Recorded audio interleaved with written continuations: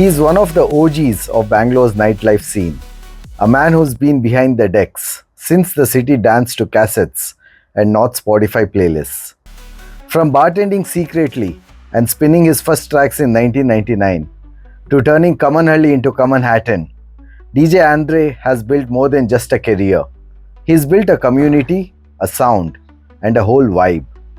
Known for his unmatched retro sets, his party brand, Andre's Madness, and the legendary throwback vibes at venues like Roadhouse and 1522. He's also a mentor, an entrepreneur, and the calm in the chaos of clubland. With 22 years plus of nightlife pulsing through his veins, today we are diving deep into the beats, the madness, and the mind of one of Bangalore's most beloved selectors. On this episode of the Vic Fix, it's time to crank up the nostalgia, pour out the truth, and party like it's 1999 with DJ Andre. Andre, welcome to the Vic Fix. So glad to have you here. Thank you, Vicky. Thank you for all the invite. It's been a great show, I think, so far. Yeah. And we love to see where we go to now. Absolutely. Yeah. No, so I had spoken to your brother Lloyd as well, and that was an amazing conversation that we had. And I think it was only befitting, that we are gonna call you. Okay? Pleasure's all mine, Vicky, as usual. So we are gonna start right by going back to the roots and where it all started. Can you share how growing up in Kammanahalli, or as you call it, Kammanahattan, shaped your musical career and path? So music was always there in the area. That area is a musical area. Okay. So that's why I think music is just built in all of us. So we Anglos love night and day, love to party and dance. Right. And whoever joined us, it just rubbed off onto them. Everybody got involved. If you look at it, in my place itself, I had 4 different generations of friends. Yeah. So I'm starting from my sister's friends, Right. my brother Avalon's friends, Yeah. and then you have Fabian's friends and Lloyd's friends and my friends. So we always had people around us. If you look at us, only us, you say we had so much music, friends related to music. And that time there used to be this radio channel of my dad used to have this box radio. Right. My dad every morning he'll tune the radio. Yeah. And they used to play some amazing music those days. And it was so good. Trust me, those days of music, you wake up with a cup of coffee and my dad used to tune in before we went to school. And so I think that influence got me more involved into music. We know that you began DJing secretly back in 1999 when you were bartending. What was the reason behind this and how did this happen? Okay, so I'll tell you the whole story. So there's this place called Time and Again. Yeah. As we had the great legend Vachan Chinappa. He's my biggest role model. If I'm a DJ today, he's the main reason. So Lloyd used to work for Gemma Travels. Yeah. And Gemma Travels owner was one of the partners or something like that. Right. So I used to call Lloyd. I want to go with my friends. I want to go Time and Again. So Lloyd used to pull some strings there. And I used to enter into Time and Again. And I used to see Vachan playing. And I still remember one favorite track of Vachan that actually changed. I want to be a DJ was a song called Ooh La La La, I Love You Baby.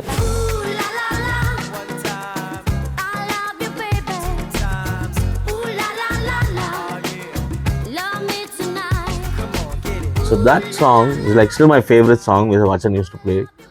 And that was my drive, Yeah. This is what I want to be. So those days there was no DJ schools. And I still respect that there was no DJ schools. We learned it the hard way. Yeah. So we learned it so well that we had to literally I used to go work in this, first I used to work in 180 proof, okay? Right. And I still remember, I don't look at it as a bad thing. I don't want to mention the DJ's name. I used to, they used to play, I used to keep watching what they're trying to do. And he told me this, you'll never fit to be a DJ. So it actually motivated me more. Right. And I still thank you whenever I said thanks for saying that to me. And today I am where I am. Yeah. For what you said. I still respect this. It was not negative. People should understand, not take everything negative. Yeah. So left that place, joined another club called Club Velvet. Okay. So Club Velvet, I was first waiter. Right. Waiter became a bartender. And DJing was in my head, Yeah. So that time Rocky and Sherwin used to play there. Sunny, Rocky left, Sherwin left. And there was one handsome looking guy called Fraser. And he became the DJ. I'm like, dude, I've been practicing so long with this stuff, I was a little upset. Yeah. And then my friend Gordon said, don't give up. Gordon Cotter, he's still one of the managers of Plan B now. Right. He's like, bro, don't give up. Come on, let's go. So Gordon used to come pick me up. The club used to start only at like 8 in the night. Okay. We had to report at 8, 6:30. The club, by the time crowd will come by 1 o'clock those days. Yeah. And the club will go until 7 in the morning. Right. And it's a club not big. It's like 60 people. Okay. They are jam-packed. This one night in Bangkok, which is presently Yeah. is too big, twice Yeah. the size of that. Oh, wow. What I used to work Okay. in. Yeah. So to the retro bar. So I used to, whenever this DJ and all, they used to go practice. Right. And this person called Anko Nath, one of the Okay. legends of event industry, corporate event Right. industry. Sharat's dad. Yeah. Yeah. Desmond. So it's like one of another thing. So I was standing and practicing. Okay. So I was sitting and I used to go like practice for 5-6 hours. I Right. was report to work at 6. So I'll be there by 3. Okay. So 3 hours every time I used to practice. Like Yeah. till there. I got caught one day. Okay.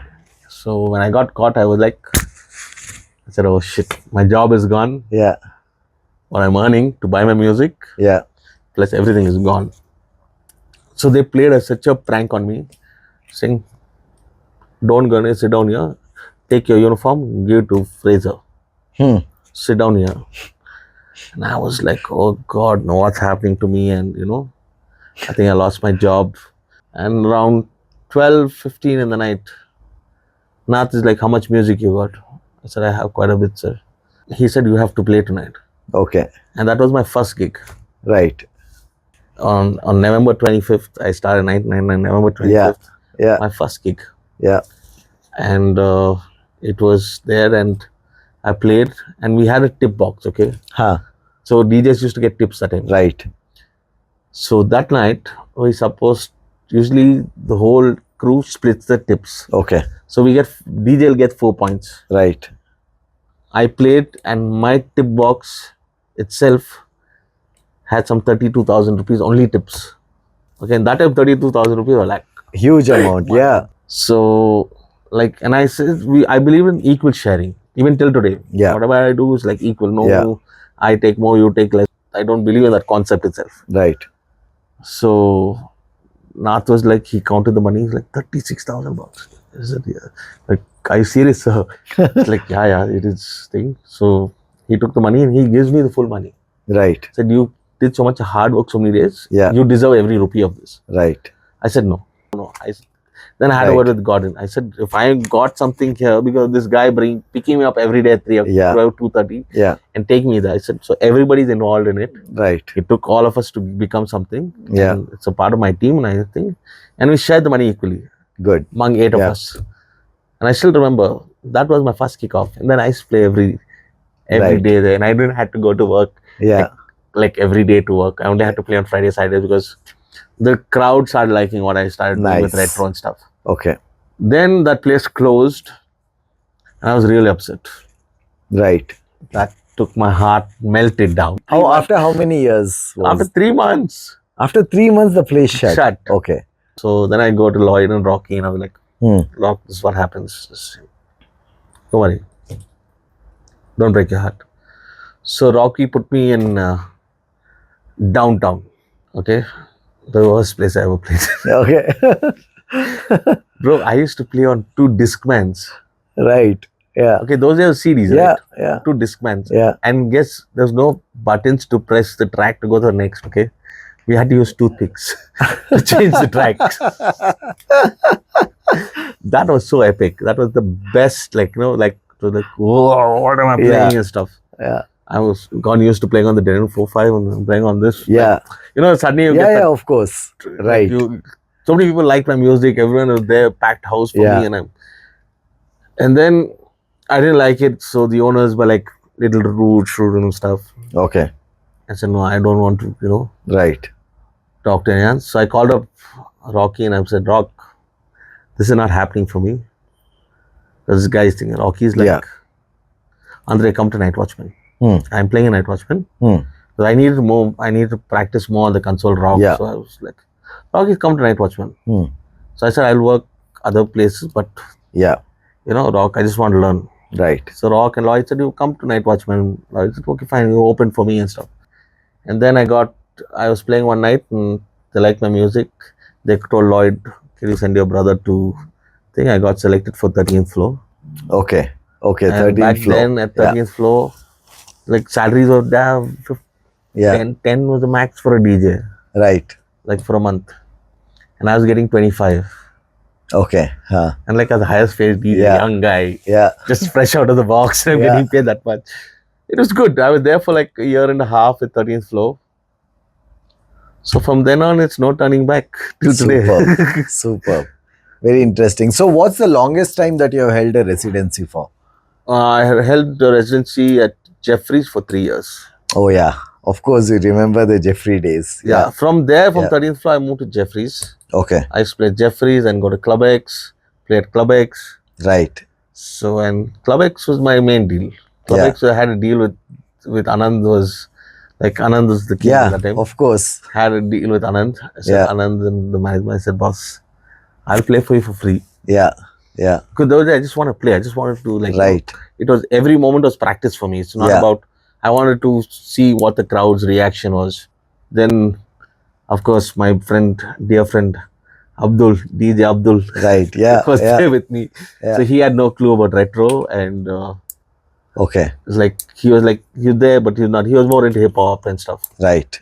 So then Abdul started playing and Rolly and myself started playing and all of us started playing together and he used to jam. It. Yeah. And then I used to play them. Then I got Bachchan one night, bro. Bachchan turns up. Trust me, I froze. Yeah. Okay. Like he's an icon, right? Yeah. I'm gonna play and I'm watching sitting down on the chair like this. Yeah. And he's having his drink and he's looking at me like this. Right. And I'm like, I couldn't even play. I was so nervous. Okay.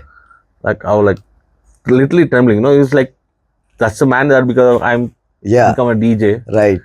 And then along with him comes Ivan. I said, oh God, now what do I do?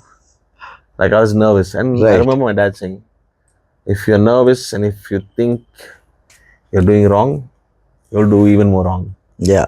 Just take a deep breath, just blank out and just do what you have to do. Right. And I did that. And Vachan gave me a kick with his iron boots. Huh.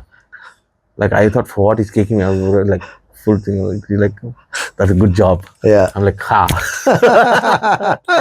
And there are moments like these that you don't forget, right? Yeah, moments like this. Of all the club residencies and the early gigs that you have played, which was the one gig that made you feel that, okay, I have arrived now on the scene? My first day, bro. That was, okay, nice. At Club Velvet. Yeah. With Nath and Desmond sir. I still never forget that experience that day. Yeah. First you thought you're losing a job and then you played and the entire crowd was so happy. And every single one thanked me. I mean, they thanked me in cash. They thanked me in person because of the music that I played. So that, I think, is the biggest memorable thing. And then there was, one, I said I did it for fun. I was not supposed to enter that competition. Yeah. And I won the runners-up for the War of DJs at Bangalore Center. Yeah. It was between me and Simon. So I lost by, according to Sash and Anup was like, bro, you had one bad language in it. That's why you lost. So that was the thing. I did something stupid. Like I copied DJ Domination. Okay. So I did some scratching with my elbow, with my chin. Right. Yeah. I thought it's going to go bad, but it came out pretty okay. Yeah. Not great, but okay. And I got runners-up. Right. Along with Simon. Yeah, that's the only two. But my main is my first day, my first show, Yeah. I got to play for people. Over a 25-year career, you have handled different toolkits. You have moved from vinyls to CD players, to the current format, right? So which one of these is your favorite? I still say I like the vinyls, of course, as usual. Yeah. Sound quality is really great. Right. But you can't carry it everywhere about. Correct. So, but now I think I like my record box. I think that's so helpful, bro. It's so helpful when you sit. What I do is I sit like 3 hours, make a set. Yeah. Then I put it on record box. And Then I Right. converted all my keys and whatever I need to Yeah. get done and Yeah. make sure like, it's right. Right. Then again I play it, listen to it Yeah. like 3-4 times, then reset it again at home. Got it. So till I find it's perfect, record box, there's certain part of it. Yeah. You need to put your extra 50%. Of course. Especially your keys and stuff. Right. Like I still love the Denon 4.5. I think I heard this guy called Iggy. Okay. He's the most craziest guy on Instagram and Right. stuff. And he said something really nice a couple of days back. I still respect it. Like most of the DJs today don't learn by ear. I think if you want to be a DJ, I think you should get back onto this Denon 4-5 days. Right. Practice from there. Correct. And then come back onto your Pioneer and whatever. Pioneer makes it live so Yeah. easy. But Yeah. musically, your key to your ear should be, your key should be Absolutely. Absolutely. I think I learned that a lot from Rolly and this thing. Right. Rolly was there. Like, that man is fabulous at Yeah. DJ and stuff. Like, there are people who discriminate a lot of DJs when they're playing. I said, don't do that, man. See where you can pull out something out of it. Like, Yeah. me and if you look at DJ Jude, Yeah. I was sitting at home and Yeah. Ivan played a track and Happy Bro, and we come back home, my daughter's playing the track. I'm like, I just heard with Ivan. My daughter's playing it. So it's Yeah. like sometimes you can get music from anybody. Of So, course. yeah. See, because, well, nowadays DJs, like you said, I mean, they are trained and taught in a very different Yeah, format. software. So, yeah. Everything is there for you. But Right. when you start tuning your ears to a key, I think you'll become a better DJ. Exactly. Exactly. Now, you have played at multiple Bangalore venues. Okay. Roadhouse, 1522, Jeffries. Out of all of these, which place do you think had the best vibe and why? The best vibe. I think for the past, I will say Club X. Okay. Club Yeah. X had the best vibe. Like the best vibe in terms of party. Then came Roadhouse. Today's future, Right. I think 1522, the Yeah. best crowd vibe. Nice. Like, yeah. even if I'm not playing, Yeah. I'm there just supporting Ivan and doing what I have to do for Ivan as a promoter. Yeah. I think I never felt better than that with that crowd, that energy. I don't know Yeah. from where the crowd comes. Trust me that we celebrated our 1-year anniversary of the RB Revolution Yeah. last Thursday. And trust me, by the end of the night, that energy that came in, Yeah. and I had when you get that kind of energy, you have to give out, right? Correct. Like 2 days of mine Yeah. was dead. I didn't have the energy to move. Right. I Right. was so lethargic. So that's, I think, now currently 1522 Nice. with Ivan. And hopefully get into another project with Ivan. Okay. We know that you launched Andre's Madness as a throwback party concept initially, right? What was the thought process behind that and how did it evolve over time? So I used to play in this club called Tilt. So Tilt, I used to play because of James. Like Okay. DJ James Yeah. and stuff. He used to help me out. And I was going through a bad phase that point of time. Literally bad phase. Right. I just met my wife and we were in a relationship. So James supported me. I never disrespect that. You got to be grateful to whoever helped you out along the way. Yeah. So James supported me and like said, come play. I'm not going to pay you that much, but I can give you something. I said, at that point of time, anything was good. Right. Okay. So I took it. Right. I used to walk from Bomnali. Being in the industry, didn't have money. I used to walk from Bomnali Yeah. to Koramangala and I used to walk back for the first 3 months. Right. And then till shut. Yeah. Now I had to work. I need to put bread on my table. So then I moved to this place called Mavens. Okay. Started doing events. I've got a packed house and stuff. Right. And suddenly they turned around and said, Panic asked me, like, Panic and a couple of friends asked me, like, how come? What's the name of this event? Yeah. I said, Andre's Madness. Yeah. It was mad crowd. Right. And it just came out just like that. And we made an announcement on that night, say this is Andre's Madness, hope you had a great time, please, whatever, blah, blah, blah. Then every week people say, just messing, is Andre's Madness on tonight? Okay. So the Andre's Madness, who knows what's the concept of Andre's Madness, knows what's the concept of Andre's Madness. Yeah. So it's been now 15 years, I can say, with Andre's Madness. It started off as joke as a name, but right. It's been a very great experience with that name. But you have executed some legendary parties Yeah, under this. name. Yeah, Yeah. I still respect. There's one night, this very famous artist called Paul Thomas. I drove him down. Yeah, If you remember, I drove yeah, him down from his other gig to the venue. yeah. Yeah. So Paul Thomas called me and he's like, "Bro, can I play at your gig?" Right. I was so bad, like, bro, such a big artist wants to play at my gig, and Praveen Jain knows him and Yeah. stuff. Like, Praveen, what is the budget now? He's like, no, he doesn't want any money. He's like, just wants to play Right. because he knows your crowd is a Yeah. good, fun crowd. Like, bro, my console is open to everybody. Yeah. Like, if you notice, like when I used to play at Roadhouse, suddenly TTL jump in, I've seen Beyond will that. jump in, Yeah. and a lot of DJs used to Yeah. come, Yeah. they want to jam. Panic used to play, Tyrant Taylor. And Andres Madness is not about, at that point in time, it was not about one particular DJ. It was Right. about anyone who has talent could come and have fun. I had a separate bar with Roadhouse, was so one of the best owners I've ever been with. Right. So they used to keep like alcohol like on 3-4 bottles for me. Whoever wanted to drink whatever they wanted, and the Correct. mixes used to be there. Yeah. The old console became the bar. So it was all about having fun, and then we started that League of the Legendary DJs, which was going well. That's when motive of bringing back old DJs back in the scene was, I was trying. Right. It didn't work Right. the way I wanted to work. So that way, I think I'll always support my senior DJs who's been senior to me, who've been in the same line Yeah. as me. Many people know Andres Madness as a party concept. Yeah. Okay. But how do you keep it fresh? And what new aspects do you bring to it every time? So see, what I do with Andres Madness is something I believe in playing music for the crowd.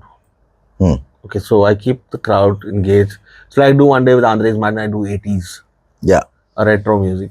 Right. One day I do hip hop. Like hip hop is the mainstream. Andres Madness runs on a mainstream of hip hop and commercial, blah blah blah. Right. So we do techno, we do house, we do everything. So that is Andres Madness. Basically, we started. Then now of lately we said enough doing these parties. Now let's Andres Madness focus on experiences. It's about let's create these experience parties. Yeah. Like people come and have a good experience. Right. You should do that once a month. And for my good luck, 1522 opened. Yeah. There's a couple of guys who didn't like me. Right. A couple of DJs who I went to club in Kammanahalli and the bouncer spoke to me very rudely. And I felt really bad. Right. So I let it go. And I felt thinking that's place where I started something. Yeah. Yeah. I'm the key to start something there with the ladies' night first. So okay, fine. I felt bad. I said, damn it. I mean, everyone wants to be the boss and I don't care. I said, the better way of doing it, I'm not going to be violent and go hit somebody or do something stupid like that. After my daughter's born, I think I need to set a better example to people. Right. So I told why not you go check this place called 1522. Kammanahalli is really nice. Okay. So Ivan goes, checks it. Right. Andy, let's do something. What's in your mind? I said, I have two things. One is hip hop. You already have done Depub. Right. I think hip hop will kill it. On Thursday night, I will do something on Thursday night. So Ivan said, you give it a name. Yeah. I'll make sure the crowd is there. Right. It is your property. Yeah. You are the main, I was the main backbone of it. But I'm there to, make sure that people that come there have that perfect experience and stuff. So it started off, Ivan said, let's call it R&B Revolution, Ivan and Friends. Yeah. So Ivan called me, then he said, yeah, we're doing this. We have one more guy with us called Casey Melody. So Ivan had this concept, we started this. And 1 year now, I think one of the biggest in the city. I think you can say the biggest hip hop party in the city. In terms of, we have that whole LED wall experience. Right. Like we treat every single guest who comes there, we treat them special because they are the backbones for us. We have one lady called Sherry. Yeah. Right now we crowned her I saw. The queen of R&B Revolution. Correct. So we called her the queen of R&B because she's not missed a single gig. There are some people like that, you need to respect who's giving your regulars for all your gigs. I think you need to, you owe them a lot. How did the idea to bring together legendary DJs or the legends in Bangalore for League of Legendary DJs come about? And what was the thought process behind it?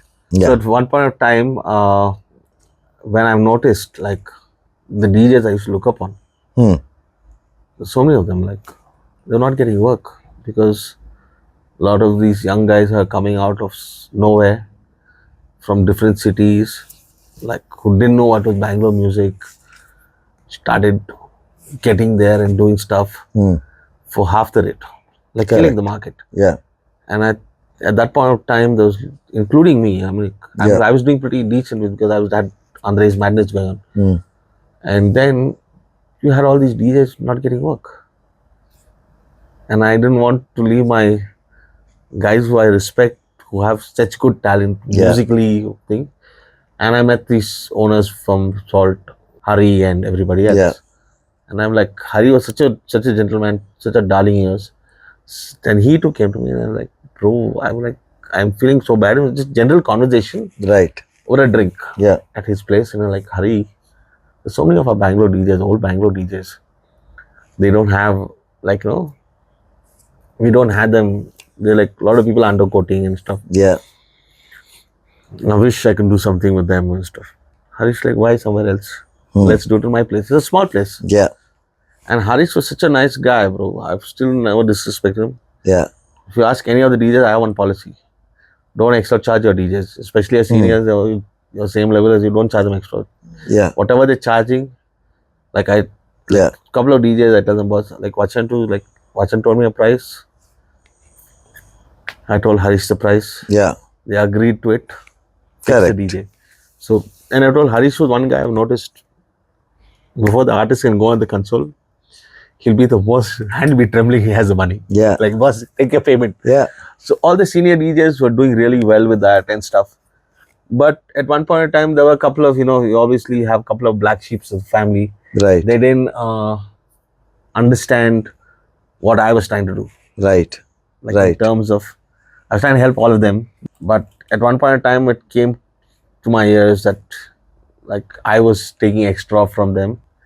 Okay. I was taking their money and giving them less. Even though you're keeping the transactions transparent and direct. Transparent as direct. Like, Harish used to come, like the owner used to get him, like, boss, this is your money, this is it.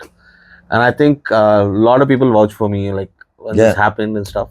Yeah. Vachan was so sweet. He's like, bro, I know what you are. Right. And this is how you are, and don't worry about it. Yeah. Don't take all this stupid people thing. But for me, I was very upset because I could not prolong it for a longer time. Right. Like, if I had to prolong it till now, I think Salt would have grew. Salt would have had an extra place with all of us being there as the senior DJs. And we would have had.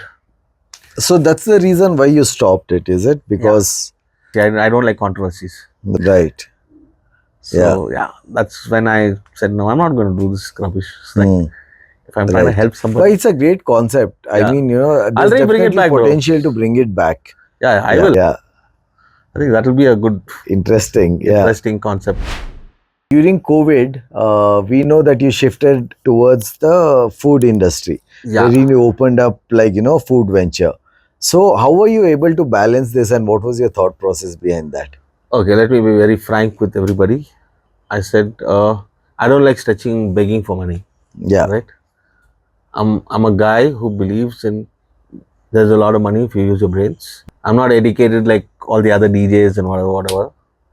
I still think I know how to make money. Right. So that's the whole idea about it. So I don't care if I'm educated or not, whatever we are. If you think you can make money, you can make money. Yeah. So the whole thing was, I just had a kid. There's no work. I'm good at cooking. My wife is good at cooking. Said, now what we do? And just then Lloyd started a studio. Correct. Thing, and they could not get food. So I told Lloyd, order for me. So we started doing all these cutlets and pan rolls and all what my mom used to make. So we started selling it. Lloyd's people, they used to come, said, okay, Lloyd used to order from us. And then we started with slow things, small quantities. And then we done something called the Anglo-Indian Thali, which is never done. I think I'm the only guy who the entire industry who does an Anglo-Indian Thali. So it comes with, it's a 6-course dish. Coconut rice, ball curry, devil chutney, Huh. like beef roast, beef cutlets. You have sweet dumpling. So a lot of people started ordering after that, and we made quite a bit of money. Nice. There are a couple of DJs. Yeah. I don't want to mention the names. They called me up, they ordered, and 2 days later I get the message from them. They started a kitchen. That was good. At least Right. I say like, boss, Yeah. you made use of your time. I Exactly. just showed you Yeah. just a little bit. Right. I I mean, made use of your time and you're not wasting your time. Because Yeah. if there is no work, I think halfway DJs think, oh, this is what it is. I can't do anything more than this. Right. Every DJ will definitely, I'd say every DJ has one hidden talent. And how was the shift? Like, was it? Well, of course. I mean, you had done it before. So, Yeah, I've done it before. Yeah. The worst part is getting the meat. Right. During I've got that beaten time. up, bro, by cops because Okay. we didn't have the pass. Right. So much so I made friends with the cops. I used to go give them, Yeah. like, make chai and all this Right. on the way. I know Yeah. this stretch, right? Yeah. Make chai and go give all the cops with the mask and gloves and everything. Crazy. So I've done a lot of stuff for me not to Right. get beaten up. Like once or twice I got 2-3 solid cracks on the cops. But that didn't stop me. Keep me going. What are some challenges that you have faced in the Bangalore music scene, and how have you overcome them?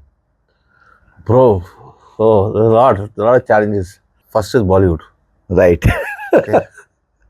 Not that I hate the music and stuff. Yeah. Bollywood, the main reason I don't play Bollywood, Yeah. I'm against playing Bollywood. Right. Like they say, Vastu for people. Bollywood Vastu is not good for me in terms of making money. Oh, yeah. I've done, like, I used to play loads of Bollywood shows. So I should do like crazy back-to-back Bollywood shows. But I never got paid. Like lakhs of rupees, okay? So that day I decided I will never play Bollywood. But why is that? Bro, I think Vastu and Bollywood Right. and me don't. No, was this at clubs or private parties? Corporates. So that's why me and Bollywood don't. Whenever I play Bollywood, I don't make money. Okay. So I say Bollywood and me have that, Yeah. Yeah. fiction of Vastu is not working. Right. Yeah. So that's why I don't play Bollywood. So much so now I like, if it asks me to, like, I love like listening to some of the Bollywood tracks like Kishore Kumar and Nice, KK and all this stuff. Yeah. My favorite track till today is Paila Nasha. Paila Nasha. Yeah. Then they did one track with Stand By Me, and it's like a Stand By Me track with the Bollywood version of it. Some R&B yeah. kind of thing. I love that track till today. Right. Like I sit with Woodpeg Amog. Yeah. Yeah.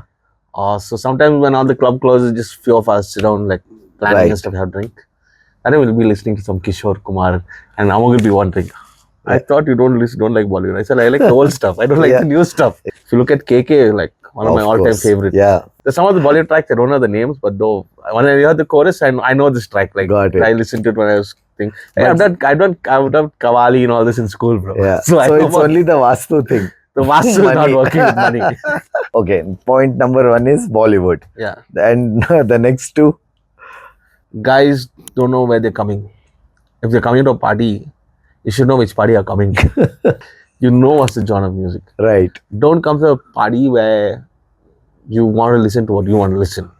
Correct. So Yeah. DJs are brought in to a place to play a certain kind of music. Yeah. Please respect the facts of that. That's the only thing I tell people. Yeah. Like, you need to go to a place and don't expect Yeah. something. Correct. DJs practice. It's not a joke being a DJ. And stuff. Of course, I've always have an issue with DJs who think, like, I think even Jashmit had said this. Yeah. Like, getting onto chemicals and Yeah. unwanted stuff. Like, yeah, drinking is okay, boss, but Correct. don't push it to think. Like, I've had one experience with one DJ who came and told me, like, boss, want to do some stuff, and when I play, I need to have this.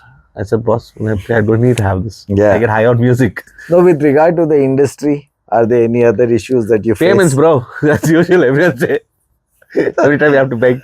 But I'm a little strict with that. Right. Like, a lot of people don't work with me because I'm too strict when it comes to payments. Super. Yes. If I'm booking an artist or I'm playing, Yeah. boss, I stick to my guns. Right. If I say a certain date, I will stick to it. I don't leave that payment. I will run Okay. across it. So, what are the typical contract terms that you put in place when you? So Get I it. maximum give them, like, some place I give them a 15 days thing. Okay. But if I'm booking an artist, Right. I believe in immediate payment.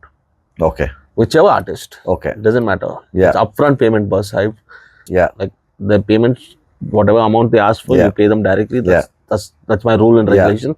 Yeah. Because every artist deserves his own payment, bro. Are there a lot of clubs that agree to this? Bro, if you put your foot down, everyone will want it, bro. Right. I Correct. think if you put a foot down, Yeah. I think promoters too should need to be on that strict part because safety for them. Correct. Because Correct. I don't want anyone calling me and saying, boss, I didn't get my payment. Like I had a issue with one hotel. Yeah. So last. Yeah. But I've paid out of my own pocket. I've not got paid. Like I paid the artist out of my own pocket. I lost quite a bit of money, but that made me realize I should stick to my old gun roots. Yeah. And yeah, I paid quite a bit. Right. Almost about 3 lakh change I've paid. From your own pocket. My own pocket. Like I fixed the artist, he used to play every week for me, and then Right. that had a bad impact between me and that artist. We're very good friends, but money spoils friendship sometimes. So on this Friday I'm doing show money, and I'm like, yesterday I got the payment. As soon as the payment came to my account, I'm like, send me a Google Pay. So it's very important to pay your artists off. For me, your name should be always on the top notch. Superb.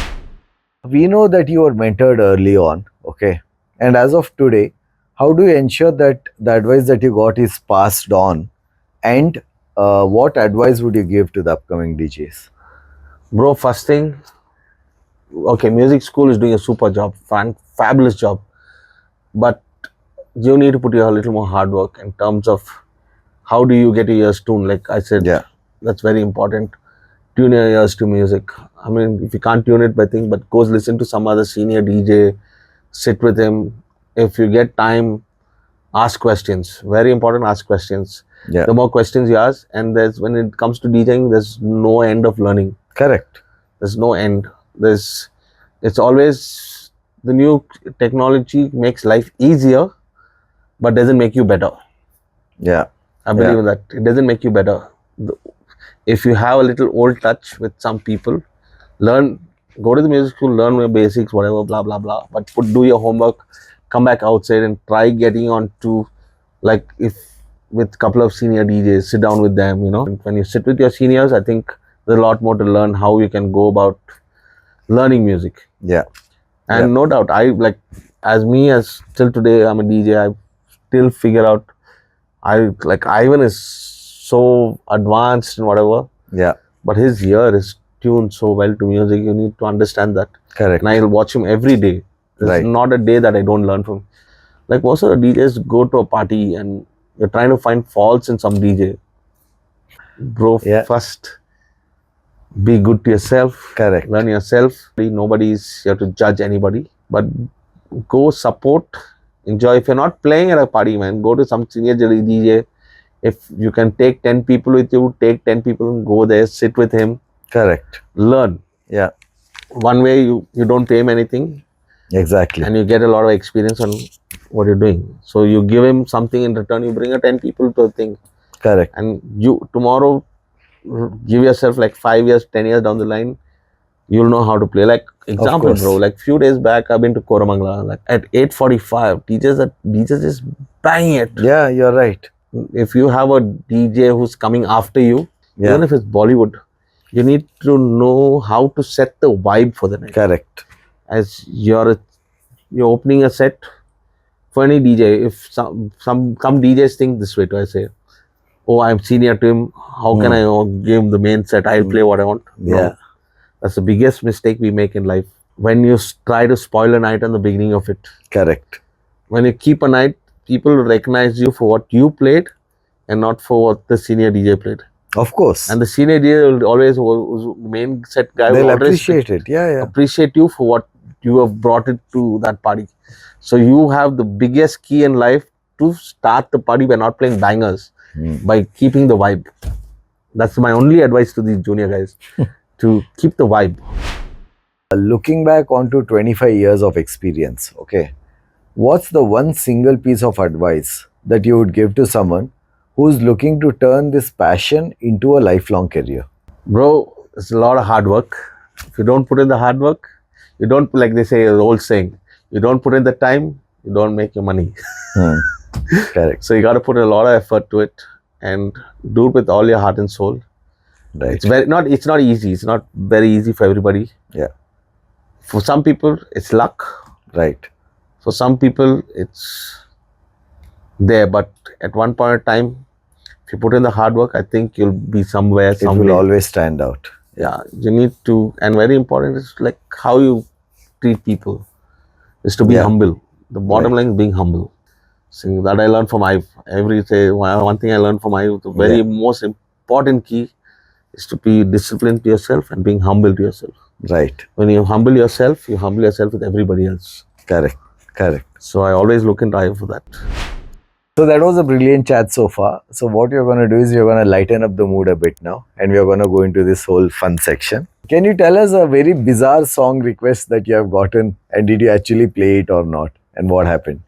Bro, there's one night, this guy, I'm playing like hip hop music and stuff. Then this guy comes, "Sir, can you play Kiss Me?" What the heck is Kiss Me now? I'm like, "Kiss me? Sir, kiss me, sir." I've listened to the whole night. I'm like wondering what's this kiss me. Then he comes to me, think, Blue Eyes, Jay Sean. He's like, kiss me. Something. Yeah. Kiss me. Something it comes. I'm like, what? That was one on a hip hop night.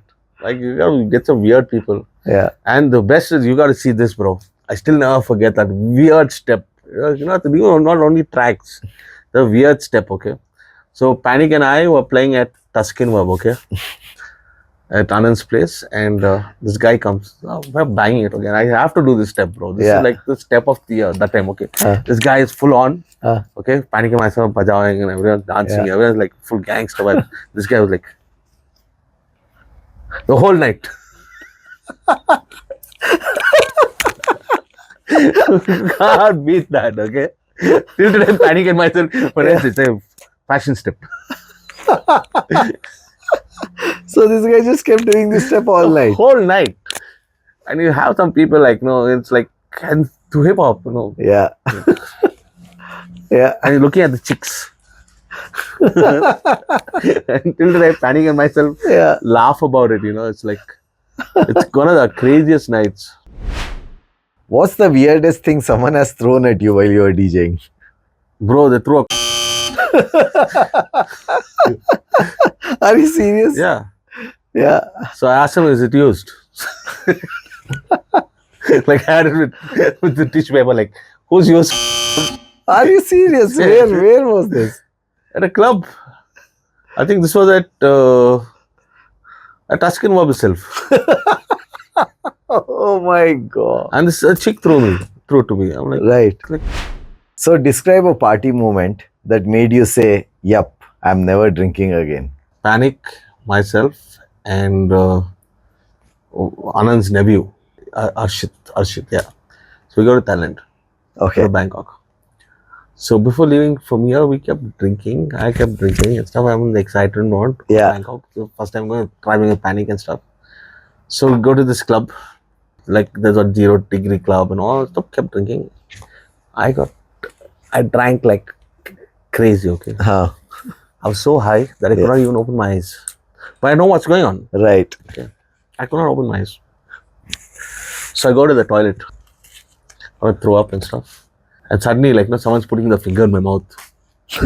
They're putting the finger in my mouth. Okay. I puked the shit out of it. I puked so bad, I struggled to open my eyes and I seen Panic. I'm like, freak. Panic like, hi, I'm here with you, man, chill. I only got my hand in my mouth. So that is, I'm not going to drink so much. Because that was like, bro, I passed out. I never passed out. Like, you seen these drunk people on the road, like that I passed out. Because the first time I ever drank so much, bro. Right. I said, I don't want to drink. I'm not going to drink in Bangkok and get drunk again. Nothing like that in Bangalore? In Bangalore, no, bro. In Bangalore, I have to keep my respect up.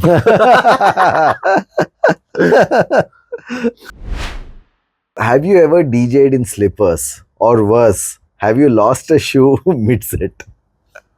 No, I have not DJed slippers ever. My shoes got robbed. Like my expensive shoes got robbed. How and where did this Like- happen? It was in Goa. Yeah. So I taken out my shoes after my gig. So now I can be on my comfort zone. And Yeah. let me walk to the room because I Yeah. don't want sand to go on my shoes. So I came out, put my shoes. Suddenly someone called me. I turned around like, yeah, bro, what's the scene? How are you? This time. Turn back, my shoes are missing. I walked with my chappals back, cursing everybody. I'm a lover. I'm not a guy with gold. I don't like gold. And stuff. Yeah. I love my shoes. Right.